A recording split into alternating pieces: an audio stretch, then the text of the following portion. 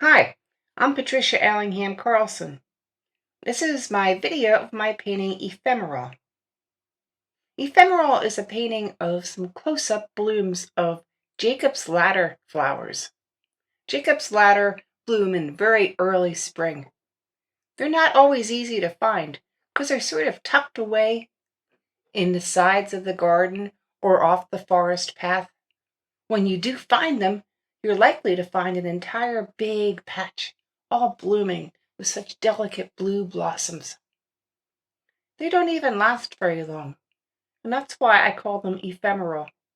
Beautiful but short-lived, so fragile looking, and yet they return year after year, just like springtime and the promise of the rebirth of the earth. I think it's my favorite time of the year. Well, now let's paint. I began this painting by applying some masking fluid. I debated with myself, do I want to draw the flowers out, or do I want to challenge myself and try to keep them very light and fluffy and just done with a paintbrush? So I decided to go for the challenge. Here I'm putting in the masking fluid for the pistil and the stamens and the delicate little parts inside the flower. They're very pale, and I wanted to make sure I maintained that fragile little feeling of them. So I'm adding them into masking. If it's a good idea to sketch first, if that makes you comfortable, sketching lightly with pencil. Here I just decided to sketch with my brush instead. Either way is good. Once the masking was nice and dry, I sprayed down with my water bottle to play with colors and let them flow.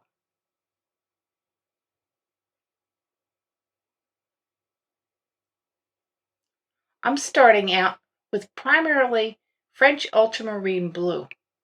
It has the slightest tinge of purple into it, and I think this is an accurate color for these early springtime blossoms, like Jacob's Ladder or Virginia bluebells, all these pretty fragile little plants.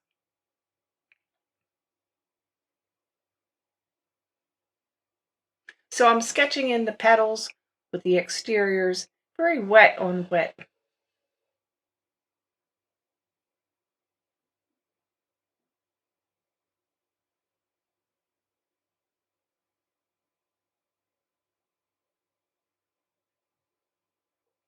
As I'm working, I'm trying to really maintain and keep some much lighter areas of the flowers.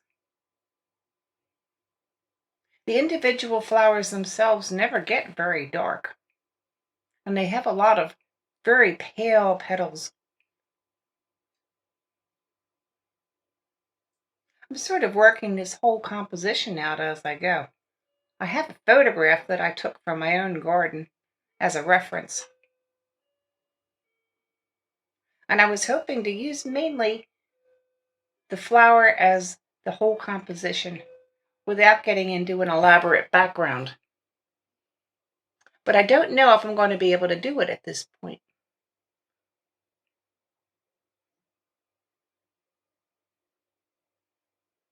So it's an experiment and a challenge to see what I can do with it.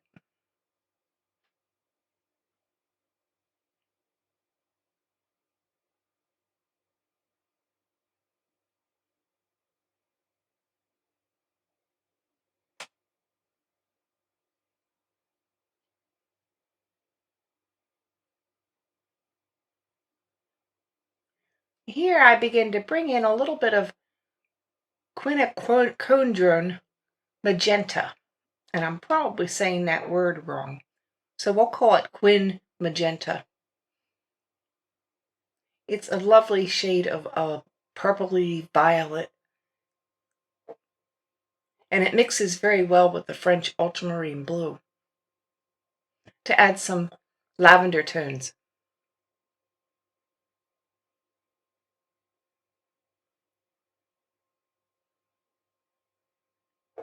And something to keep in mind also is if you have a masked area on a pale painting, you have to pretty much paint over that masked area. Otherwise, when you remove the masking, it will be all white or very, very light, white on light, and it won't even hardly show. So each area that I put the masking, I have to make sure I get some paint down, so it will show when I remove it.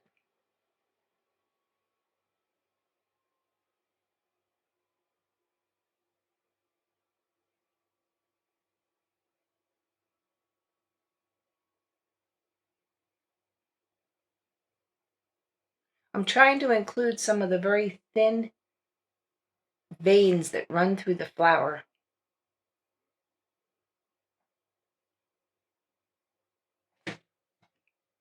Paint them down softly and then blend them out, because that seems to be how many flower petals are formed. All the details are not good to include, but trying to include many of them adds to the delicacy of the plant you're painting. Bringing in my first greens, and they're very yellow green, just like all the fresh green yellow colors of springtime.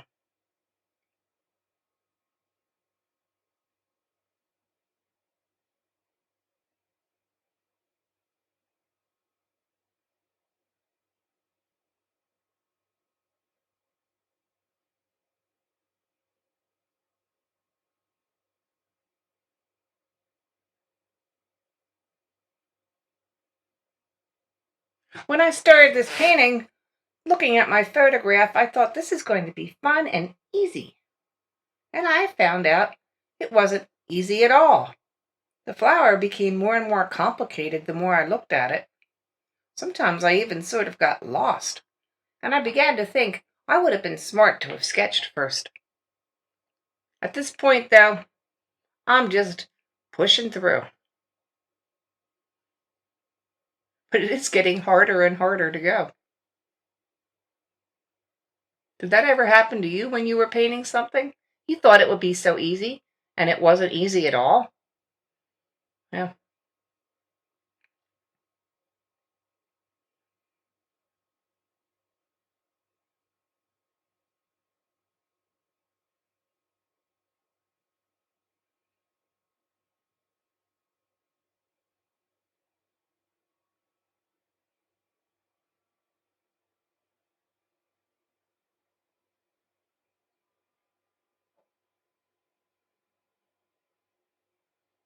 I'm using my finger to blend a little bit.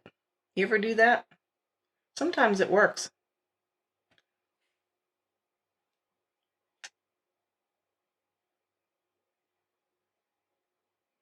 Next day, everything's dry, and I get out some colors because I realize this is not going to stand out enough by itself. It needs a background with some accent colors to make the flower stand out. So I get out some different items that are sitting around my studio. I get out my color wheel, put them down in the painting and next to the flower, and decide what colors I want to incorporate in the background.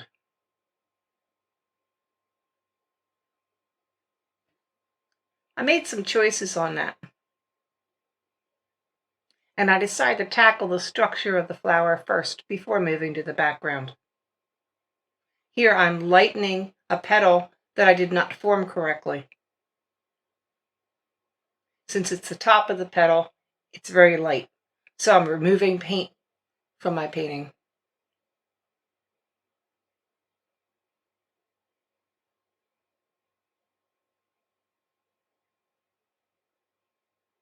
Next, moving over to a different flower, I'm glazing on a second layer of color.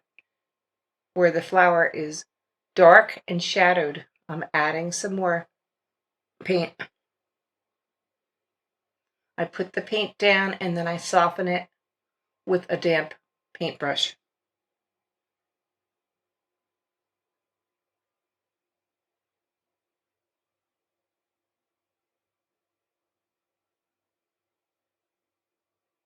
Flowers seem to carry most of their color on the interior, where they're going into recesses and shades. Underneath petals, where they're creating a shadow on another petal, and out to the edges. When you get to the edge of a flower, it's almost always much lighter. I guess it's where it's catching the light or where the light's shining through it because it's very thin. But if you keep your edges of your flowers generally on the lighter side, it seems to make them look more realistic or more fragile. And it works for me.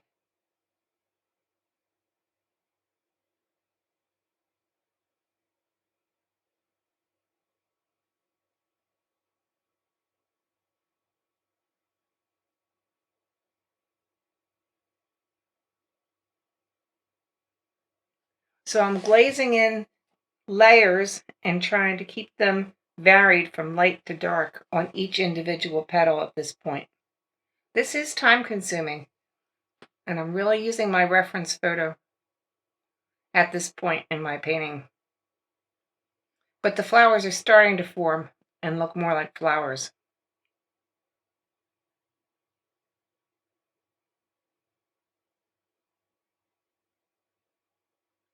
You can see the very thin little veins that I'm painting in to some of the petals.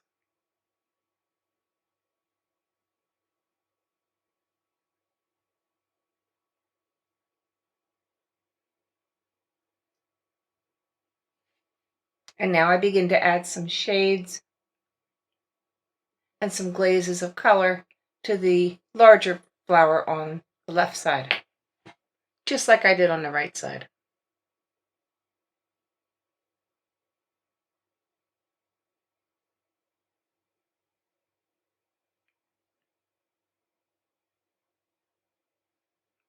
And then the green parts that pull all the flower together at the base.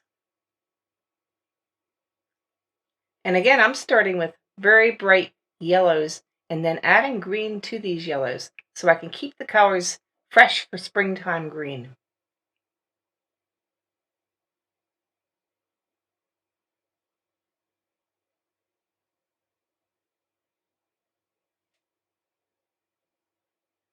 You know, there's a common mistake that I've made and I've seen other artists make, as well as my students, and that is making a big, thick stem.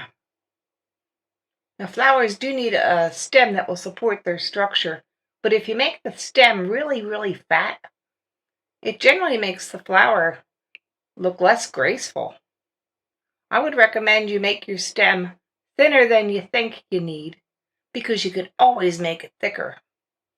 But once you've made a really thick stem, it's pretty hard to make it thin again.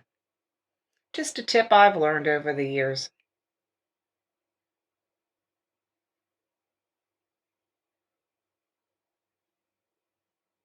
For these greens, I'm using cadmium yellow, I'm using viridian green, and I'm using sap green. When I begin with the darks, I'm using indigo and hooker's green dark.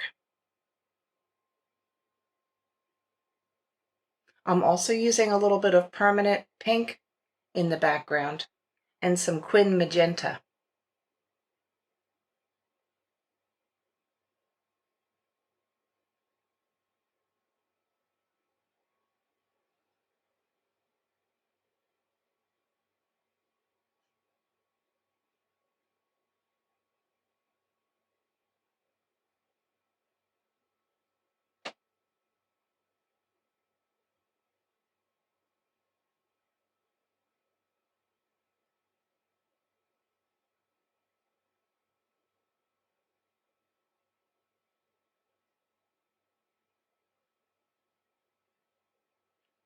And back to glazing some more layers of blues on my flower.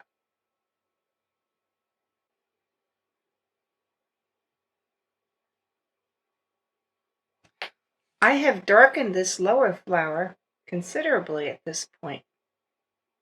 You could see that I'm leaving lights on the edges of the petals, at the top, and along the sides in some cases.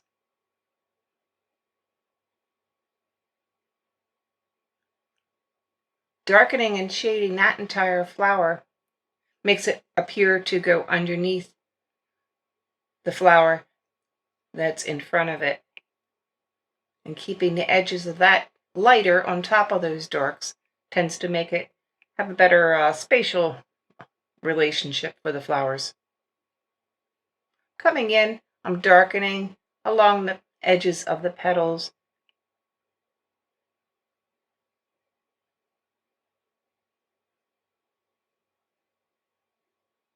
And in some cases, I am letting the petals fade into the background just a bit by taking some color off. I'm hoping this will keep it looking soft.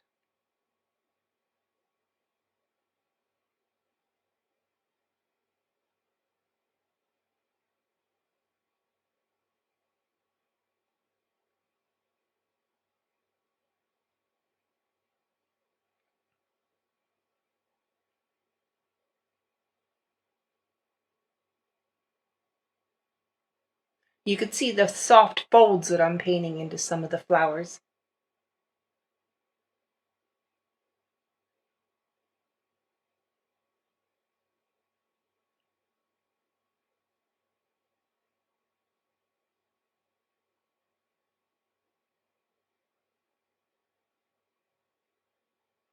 And how I'm forming the petals. Again, where the petal is underneath, I'm darkening it. Where it's coming on top, I'm lightening the edge.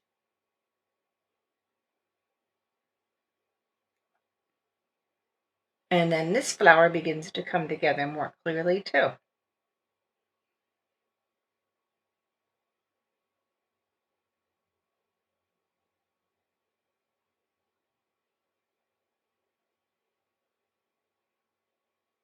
I'm trying to show how this petal is curling forward.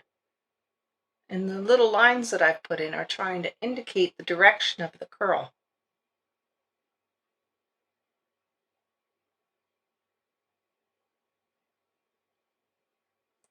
And to the background, I am wetting down with my brush so I can work wet into wet.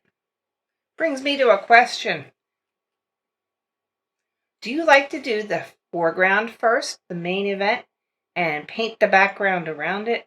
Or do you paint the background first and leave an area for the foreground? I was taught it's best to do the background first. And it's what I try to do as I work. However, in this case, I didn't know if I wanted to even do a background or if I just wanted to keep it all white. So I am working around my subject and being careful not to paint any of the dark colors into the petals that I've already painted.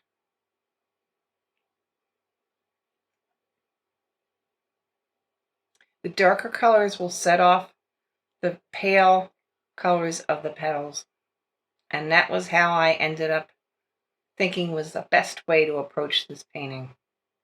But if you make everything dark, that's a different kind of statement entirely. I'm trying to make a naturalistic gardening background. So I'm using light yellow colors for the sunlight, and I'm using dark colors where the leaves might be or some shadows around the plant. I'm bringing my bits of yellow ochre, and I'm also bringing in the quin magenta I had spoken of before. Working wet on wet, the colors are sort of running into and blending with each other. And that was what I thought was best to start with. In a couple areas, I put too much paint for my taste, and I'm removing some of it with a damp brush.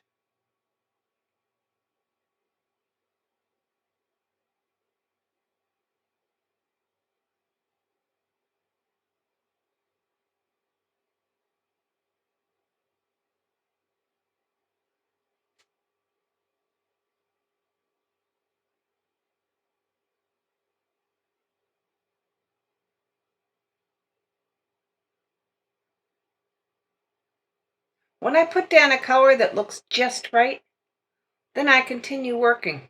And if I put color down and it looks terrible, I can remove it at this point. And that's sort of what I'm doing, because I'm not quite sure what I want to convey in the background except to offset and accent the color of the petals.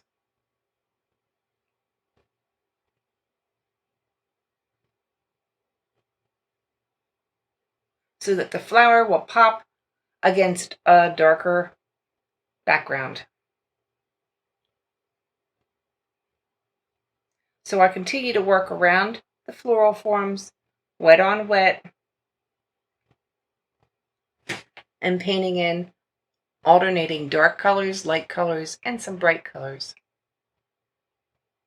Can you see that I've just formed a leaf by painting around it with dark in the middle, which is a kind of negative painting.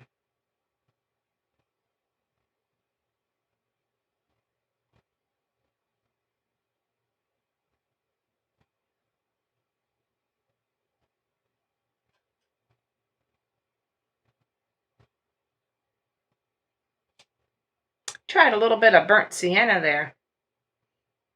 Not sure if I like it or not. But then I find as it dried, it got much lighter. So I left it.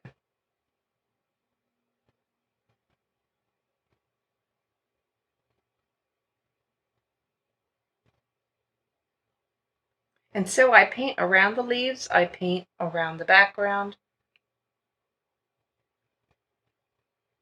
You could see where I added a little bit of mauve at the bottom with some purple.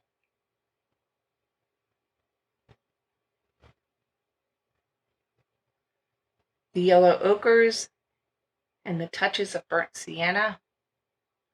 The hooker's green dark and the indigos.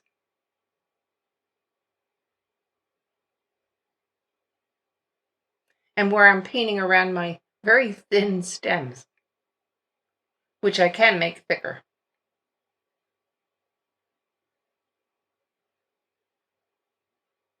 Anywhere the edges look too hard to me, I'm softening with water. And I'm trying to add a few more touches of unexpected color. And then that will be it for that session for the day.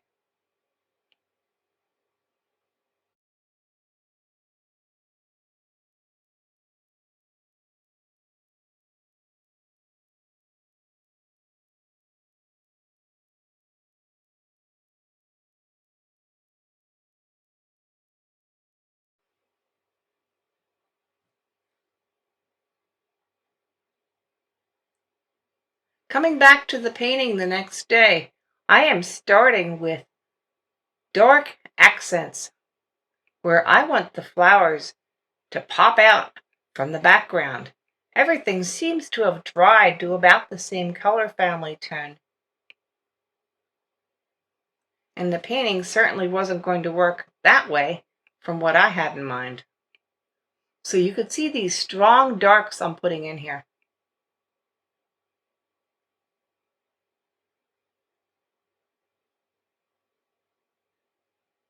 Now you can't just outline the whole flower with strong darks unless you want the whole background to be very dark. My outlined flowers, excuse me, would end up looking like a cartoon book. So I'm breaking it up and I'm allowing these darks to fade in and out of the other colors around the painting to suggest some leaves, but in a blurry background.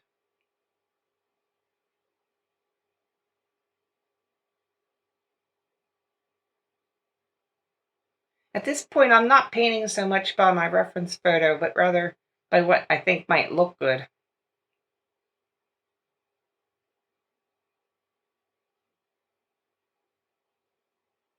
You can see that magenta seashell I've laid up at the top.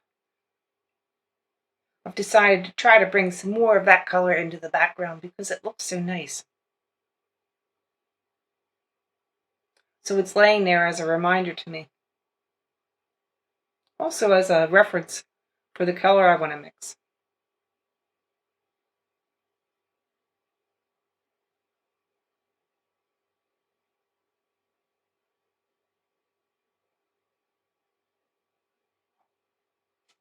I do a positive negative type of approach to those two leaves I just added, and then I soften the edges. Those leaves were added toward the lower middle. You could see I'm adding darks, and then I'm softening those darks against the edges of what's already in the background.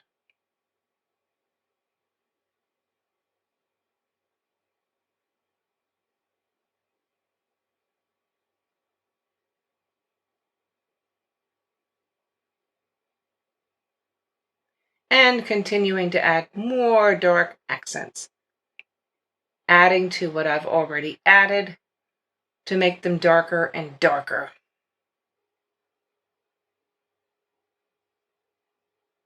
Moving toward the top of the composition, I'm adding some more colorful shades. I put in some Quin Magenta, some strong yellows, some Hooker's Green Dark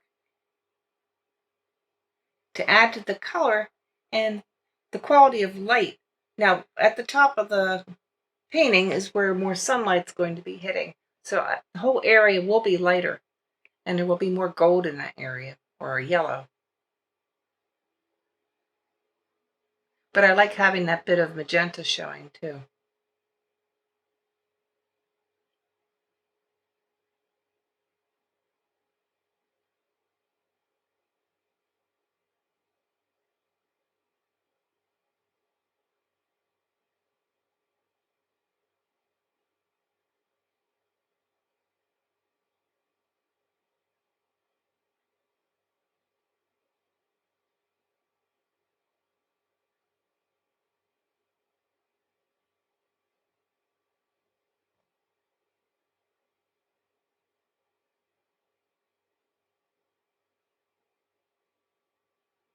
Here I'm softening the edges of the leaves that I had painted with a damp brush. And you can see I'm going around the painting and softening all these background things.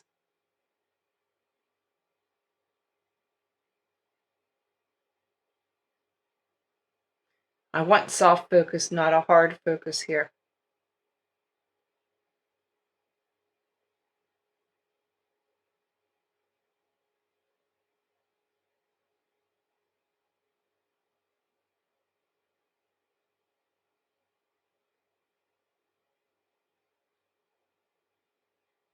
Now I'm removing the masking that I had put down for the flower centers.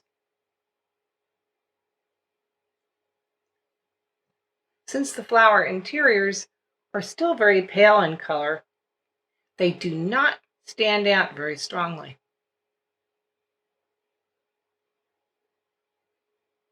I'm first correcting some of the mistakes that I think I made in the background, making the colors too dark. I'm removing them with a damp brush and with a paper towel.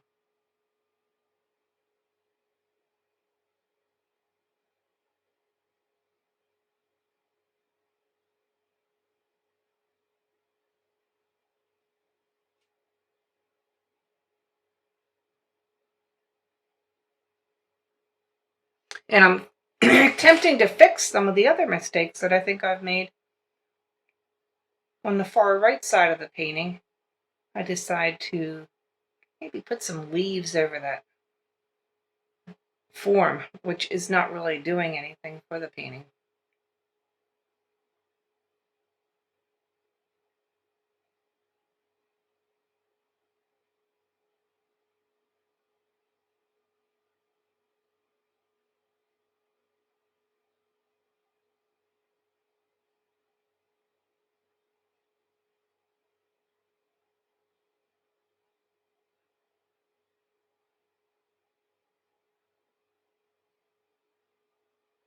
I decide to add a leaf form going through the top where the area was a little bit open. And I continue working on adding color to the support structures of the flowers.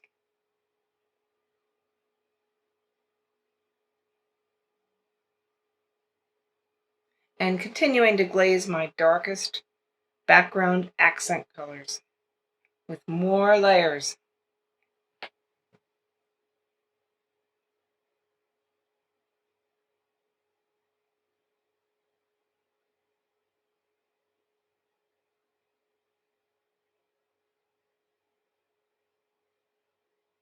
And as I continue to work with these accent colors, you can see the flowers are starting to show up more and more.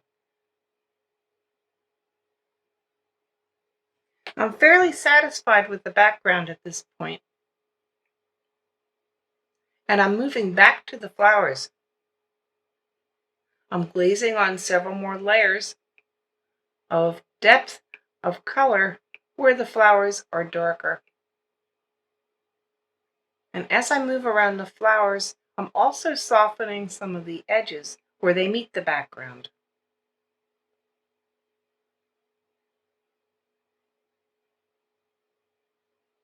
Petals of flowers like this are so very soft and fragile. If I have the edges all be hard against the background in the darks, I think it will take away from the fragility and the delicacy of the flower. So taking a damp brush, I generally go around the painting and soften many of these very hard edges to try to make the flower fit in more. Now you see those pistil and stamens that are sticking out in white. I'm going around them with another layer of darkness to make them stand out a little bit better. I'll have to do some outlining too. And in some cases, they're very pale yellow, so I'll have to add that color.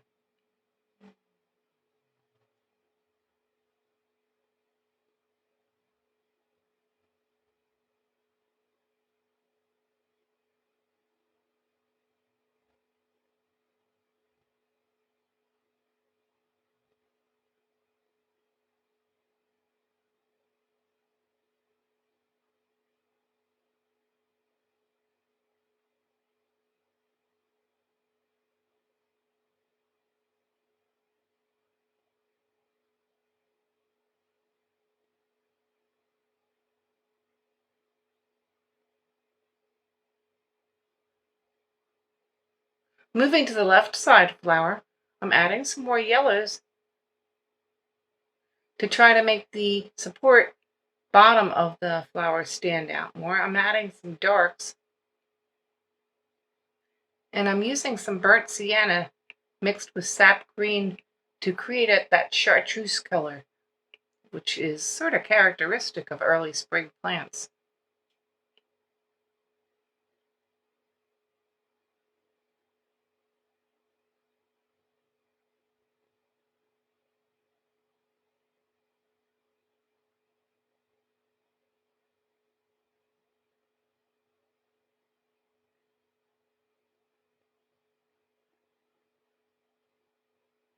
Now some more depth by adding some glazes into my shadows of the flower. And I'll be painting around the pistil and stamens on this side as well.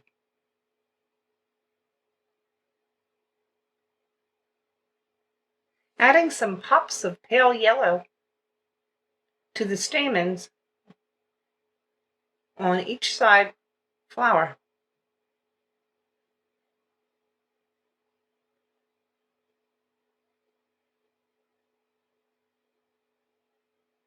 In my photo, my reference photo, these were very pale, so I'm trying to keep them pale in my painting as well.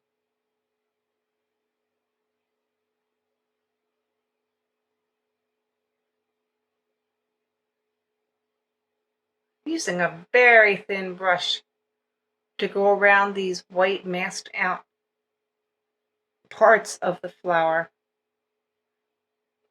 with some accent line so they will stand out a little more.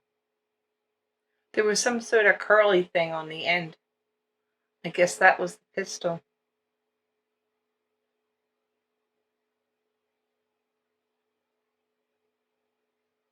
So I'm forming that very carefully with a teeny brush.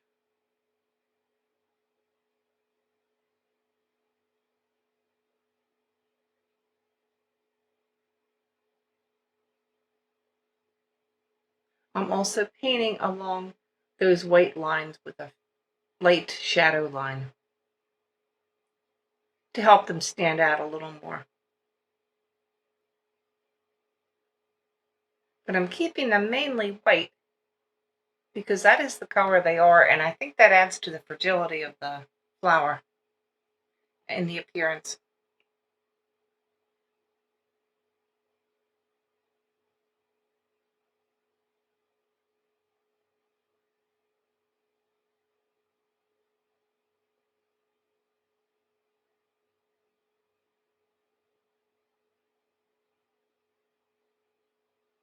You know, I could add something here at this point.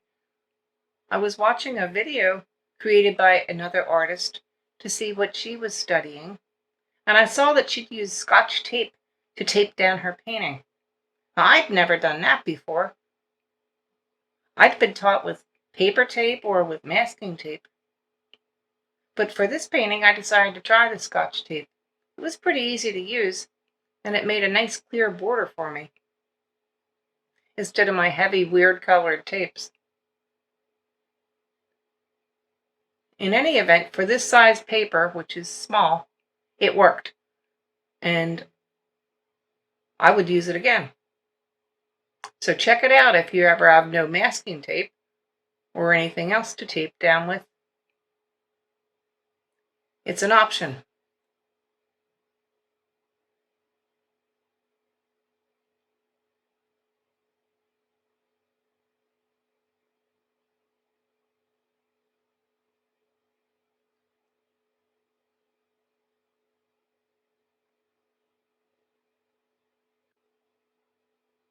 At this point, I'm coming in and doing my final revisions and refinements.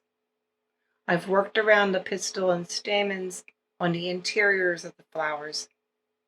I've softened many of the edges.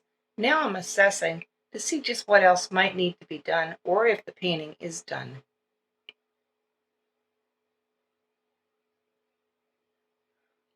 I'm lifting some color to make those parts of the flower pop a little bit more from the background.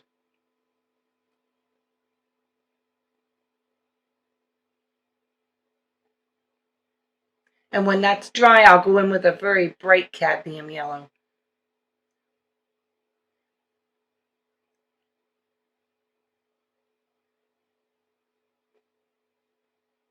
Adding a little more magenta to the background because I thought it really enhanced the values back there.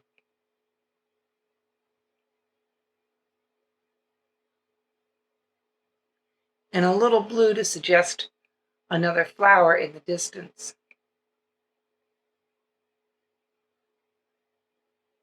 You could see these tiny little changes I'm making all around the painting as part of the final tweaks.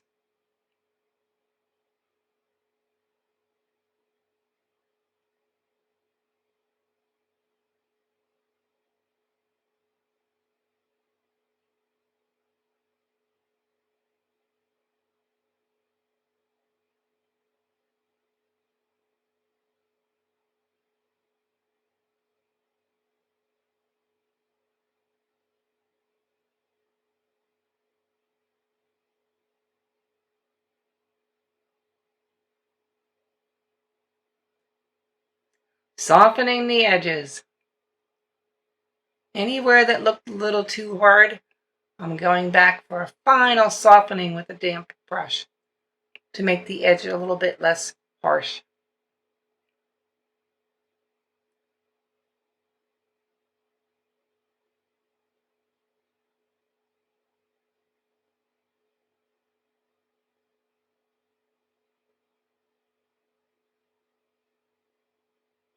And I'm lifting a little color in the background to make it look like some sunlight is sparkling on through.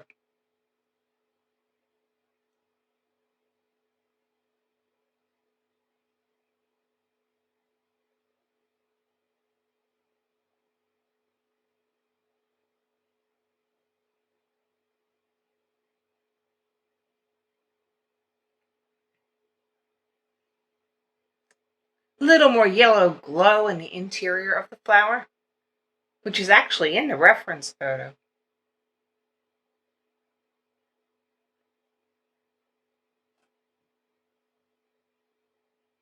And it's time to sign it.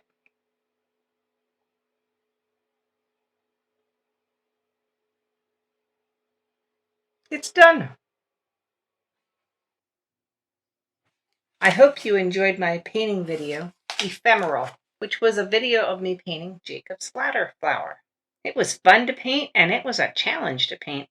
It was a lot more work than I even thought it was going to be. But sometimes that's exactly what you need in a painting, and pushing yourself in that way helps you to learn. I hope you'll give it a thumbs up and subscribe, and please check out the links below. I have links to products that I make, links to my Facebook art page, my blog, some other things as well for you to check out. There's a section for you to leave comments, and I'd love to read your comments, hear what you think about things, what you think about my videos, suggestions you might make, or things that you enjoyed about it.